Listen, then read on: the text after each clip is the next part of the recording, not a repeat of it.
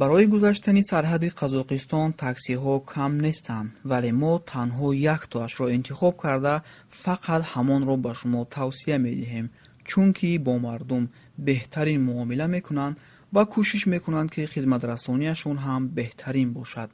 барои ҳамин мо шуморо тавсия медиҳем ки барои гузаштани сарҳади Қазоқистон ҳатман ба ин бародарҳо занг занед. нархашон 5000, суроғаашон бошад метро Водни стадион. ассалому алайкум тамошобинони азиз, ин шабакаи Голос Мигранта мебошад. бисёре аз тамошобинон аз мо суол мекарданд ки пас аз тамом шудани муҳлати патент мо бояд чӣ кор кунем, яъне бояд сарҳад гузарем ё ин ки муҳлати патентро дароз кунем ва чӣ ҳуҷҷатҳо лозим аст барои продлит кардани патент, ба куҷо муроҷиат кунем. хулоса мо тасмим гирифтем ки як видеои хуб дар ҳамин мавзӯъ, яъне дар бораи дароз намудани муҳлати патент барои як соли дигар тайёр намуда шуморо пурра фаҳмонем ки ба куҷо муроҷиат кардан дар кор ва бо кадом ҳуҷҷатҳо. ман кӯшиш мекунам ки оддӣ карда ба шумо бифаҳмонам ва шумо бошед дар ягон ҷо ба ҳузур нишаста видеоро то охир тамошо кунед ва лайк монданро низ фаромӯш насозед. агар патенти шумо муҳлаташ ба охир расида истодааст ва шумо мехоҳед ки боз якчанд моҳи дигар ё ин ки як соли дигар дар Русия кор бикунед, мувофиқи қонуни Русия таҳти рақами 115 шумо яъне муҳоҷирон ҳуқуқ доред ки то 2 сол дар Русия набаромада патенти худро продлит кунед. пас шумо бояд ба ГУВМ МВД ё ин ки аниқтараш аз ҳамон ҷое ки патент гирифта будед ба ана ҳамон ҷо барои 1 сол дароз намудани муҳлати патенти худ муроҷиат намоед. вале дониста бошед ки бояд патенти шумо камаш 30 рӯзи дигараш монда бошад. агар 10-15 рӯзи дигар монда бошад, хубаш сарҳадро гузашта аз нав патент гиред, чунки даводави ин кор қариб 20-25 рӯзро дар бар мегирад. агар патенти наватон тайёр нашуда, патенти дар дастатон будагӣ муҳлаташ тамом шавад, ҳамаи даводави шумо бефоида мешавад. шумо маҷбур мешавед ки граница гузашта ҳамаашро аз нав бикунед, хулоса 1 моҳ пеш муроҷиат бикунед. акнун мегузарем ба ҳуҷҷатҳои лозима. чӣ ҳуҷҷатҳо лозим мешавад ва аз куҷо ин ҳуҷҷатҳо гирифта мешавад? бо диққат бошед.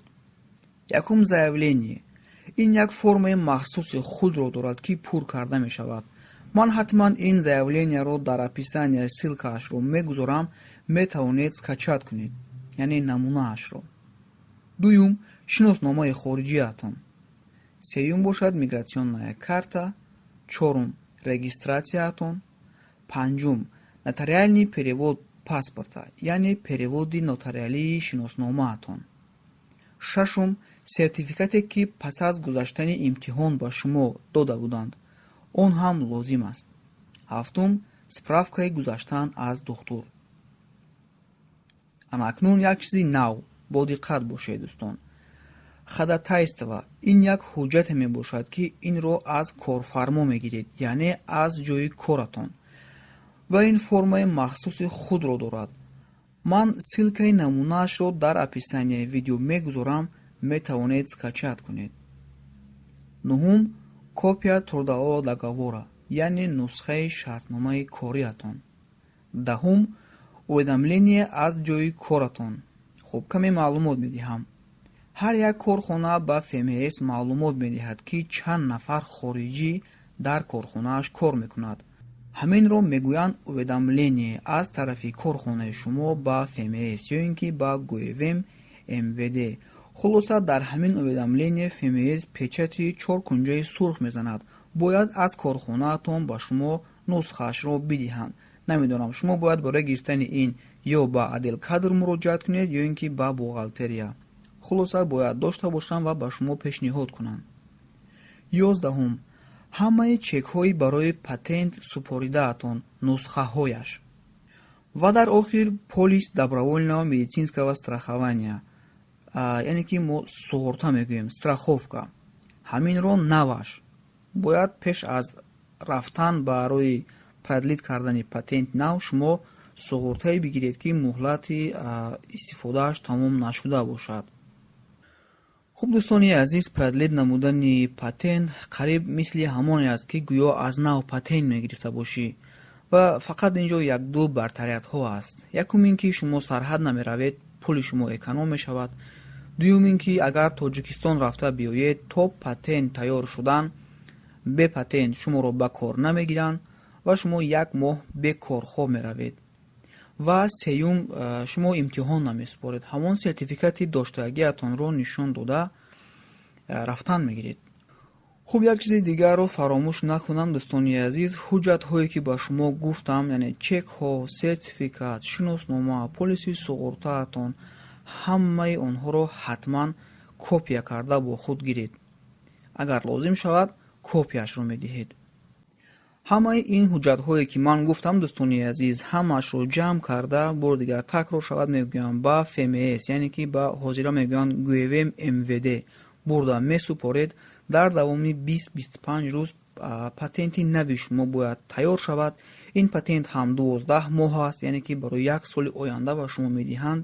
агар нисбати амин навор ягон суолҳо пайдо шавад, шумо метавонед дар Инстаграм ба ман бинависед. ин аз Инстаграми ман. ҳатман ба ин ҷо ҳам дохил шуда обуна шавед дӯстони азиз. мо дар ин ҷо низ бисёр маълумотҳои зарур барои муҳоҷирон пешниҳод мекунем ва ҳатман ба ин навор лайк гузоштанро фаромӯш насозед. ҳамчунин падилитса кунед дар саҳифаҳоятон дар Фейсбук, ВКонтакте, намедонам тариқи имо, WhatsApp, Viber, хулоса ба дӯстони наздикатон, то ин ки онҳо ҳам маълумоте дошта бошанд дар масъалаи продлед намудани патент. дар охир ба шумо барори кор мехоҳем. худованд нигаҳбони шумо бошад. хайр дӯстони азиз.